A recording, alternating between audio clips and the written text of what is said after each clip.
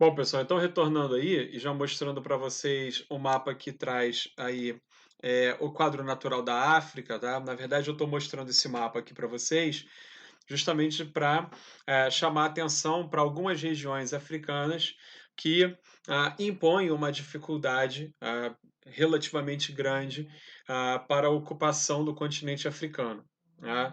É, o continente africano nunca foi de fácil ocupação, nunca foi simples para a ocupação humana, e eu espero mostrar aqui para vocês agora as condições geográficas que, na verdade, impõem uma dificuldade maior, uma dificuldade grande, exatamente para a ocupação do continente africano. Então, olha só, para início de conversa, a gente tem ao norte aí pintado, aqui, ó, essa faixa mais laranja, o Saara. A Saara é uma palavra árabe, né, que significa deserto, inclusive.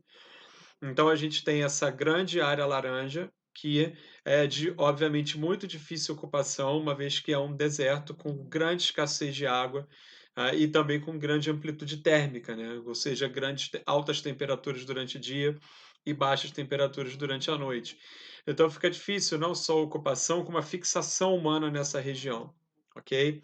Então nós temos aqui um vazio demográfico, algumas civilizações nômades ainda vagam pelo Saara, mas o Saara ele funciona basicamente como uma passagem, tá?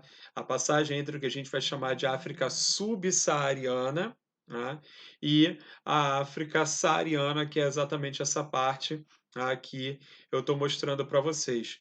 Em alguns lugares, a gente ainda encontra a expressão África branca e África negra, tá? Para tratar da África. A África branca seria essa parte mais ao norte, aqui é onde está o Saara, e a África negra seria toda a porção do continente abaixo do Saara. Só que essa definição ela é um equívoco, uma definição equivocada, que promove, na verdade, um reducionismo muito simplista.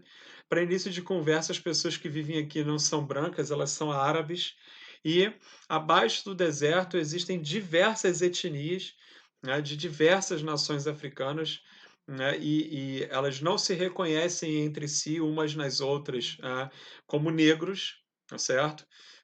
Então, não é uma definição apropriada dividir a África de maneira tão simplista e tão reducionista entre a África branca e a África negra, tá certo?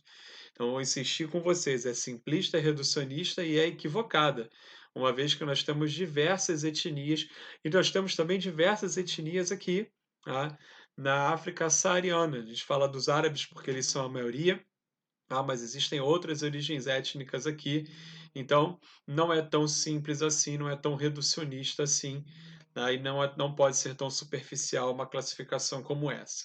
Bom, eh, nós temos o Vale do Rio Nilo, tá certo? Que ao longo do vale nós não temos muita ocupação. Agora, aqui em cima, no delta do Nilo, sim. Eu vou mostrar depois para vocês um mapa que trata exatamente das maiores concentrações demográficas da África e eu vou mostrar isso para vocês. Bom, aqui abaixo do Saara, nessa porção aqui, nessa passagem do rosa para o amarelo, nós temos uma região conhecida como Sahel, é uma outra palavra árabe, que significa algo em torno do lugar da sede, o lugar de muita sede. É um local de transição entre o deserto e a floresta equatorial, e por conta de ser essa transição, acaba se transformando num dos lugares com maior influência humana, tá, da África, principalmente para criações, e até para alguns cultivos. Aqui embaixo, queria mostrar para vocês o Golfo da Guiné, que é exatamente aonde a gente tem hoje a maior produção de petróleo da África, aqui na costa da Nigéria, tá certo? Hoje é daqui, essa região ela também é a região mais densamente povoada da África e é que tem a maior quantidade de países adensados, tá certo? Exatamente porque é uma região que oferece condições um pouco mais propícias para a ocupação, mais propícias do que, por exemplo, o Saara e o próprio Sahel. Bom, aqui embaixo, nós temos a floresta equatorial africana, que é similar à Amazônia, né, está mais ou menos na mesma latitude, tá, da Amazônia, que está do outro lado do Oceano Atlântico. Então, nós temos uma floresta equatorial que, obviamente, também é de muito difícil ocupação.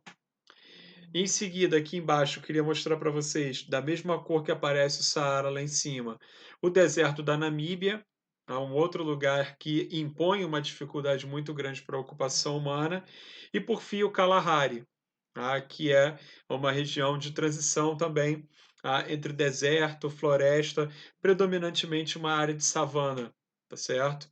Então, perceba, eu estou destacando para vocês aqui, né, essas regiões específicas. Por quê?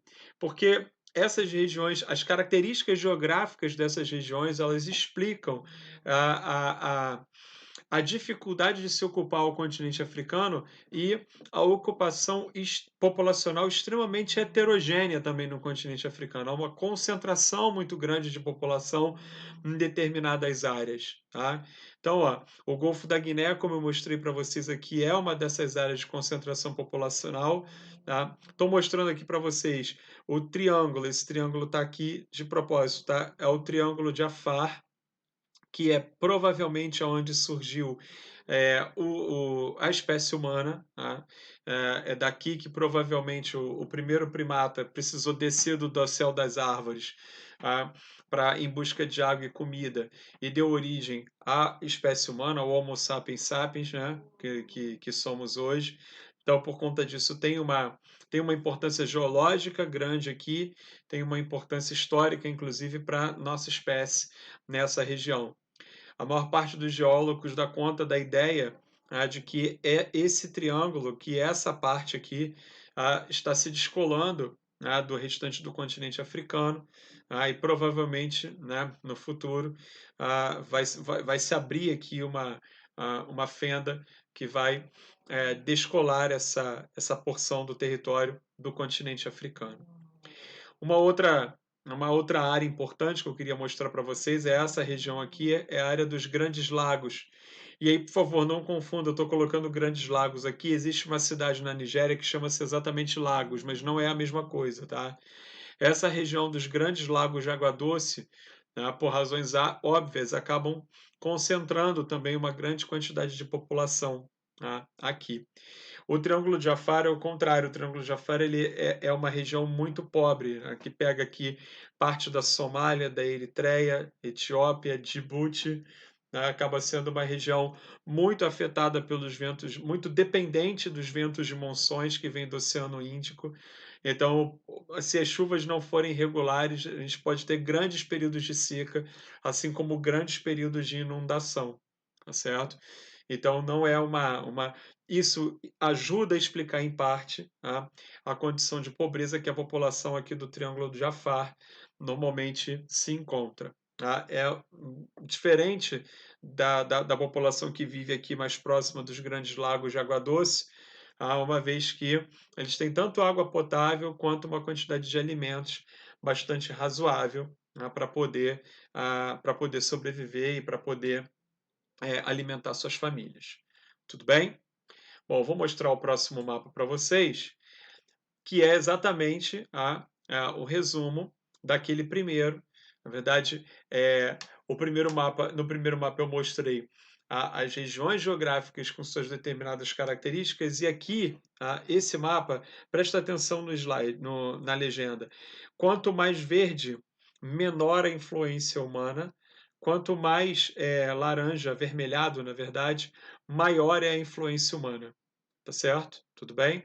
Então, primeiro lugar, o número 1 aqui é o Saara, a região com menor influência humana por razões óbvias. Né? A quantidade de pessoas que vive aqui é efetivamente muito pequena. Depois o Kalahari, aqui embaixo. Até porque boa parte do Kalahari é reserva ambiental. 3, o deserto da Namíbia. 4, a floresta equatorial. Percebam que são lugares em que acabam impondo uma dificuldade muito grande para a ocupação por conta da sua característica geográfica. Então, por conta disso, essas 4 regiões apontadas aqui no mapa vão ser áreas que ainda têm muito pouca influência humana. A partir do número 5, que é o Golfo da Guiné, que eu mostrei para vocês aqui, ó, já no mapa anterior, a influência humana já vai crescendo bastante. Então a gente tem, ó, no Golfo da Guiné, muita influência humana. No Maghreb, aqui em cima também. Tá? Maghreb é uma outra palavra árabe que significa ocidente, tá? Ou terra do sol poente. E é assim que os árabes chamam essa região, tá certo? A gente pode substituir isso aqui por norte da África, África mediterrânea. Muita gente dá vários nomes para essa região aqui, mas os nativos chamam a região de Maghreb. O Sahel, né, que acaba tendo forte influência humana, porque, como eu falei, é uma área de transição, então as pessoas elas são empurradas, né, para fora do deserto, obviamente, são empurradas para fora da floresta equatorial e acabam, né, em boa medida, sobretudo tentando praticar atividades agropastoris aqui nessa área do Sahel. E por fim, o 8 lá em cima, que está aparecendo, que é o delta do Nilo. O Vale do Nilo não é uma região muito povoada, mas o delta do Nilo, onde ele deságua lá no Egito, é sim, uma região de fortíssima influência humana. Tudo bem? Vou dar mais uma paradinha e a gente volta com mais mapas e mais dados.